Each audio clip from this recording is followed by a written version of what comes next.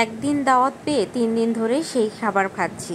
এরকম দাওয়াত যেন প্রতিনিয়তই পাওয়া যায়। হ্যালো এভরিওয়ান, আসসালামু আলাইকুম। কেমন আছেন সবাই? আশা করি সবাই খুব ভালো আছেন। এই তো আলহামদুলিল্লাহ আমরা অনেক অনেক ভালো আছি। ওয়েলকাম জানাচ্ছি নতুন একটি ভিডিও দেখার জন্য। তো আমরা গতদিন গিয়েছিলাম রাপ্তার বান্ধবীর বার্থডেতে, আর সেদিনের প্যাকেটকৃত খাবার আমাদের রয়ে গিয়েছিল।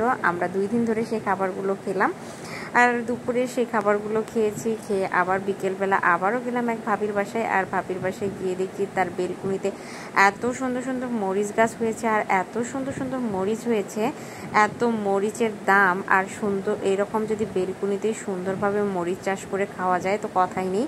ভাবির সাথে কথা বলে জানতে পারলাম যে এবার সিজনে মাত্র 2টা গাছ থেকে যে পরিমাণ মরিচ হয়েছে সেগুলো দিয়েই তার পুরো বছরটা চলে যাচ্ছে। আর এই যে আদা গাছ লাগিয়েছে, সাথে কাঁঠাল গাছও লাগিয়েছে, তো সেগুলো শুনে খুবই ভালো লাগলো। আর বেলকুনিগুলো এত সুন্দর বড় যে দেখে কি বলবো।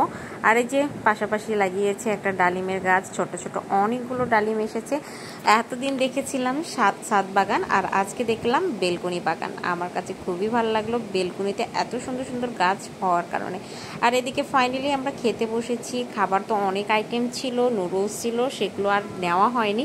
আর ফুটেজ নিতে আমি ভুলেই গিয়েছিলাম প্রথমে। এইদিকে আমরা তালবড়াটা শেষ করার পর প্রথমে ফুটেজ নিয়েছি, দ্বিতীয়বার ফুটেজ নিয়েছি যখন মালটাগুলো শেষ করেছিলাম।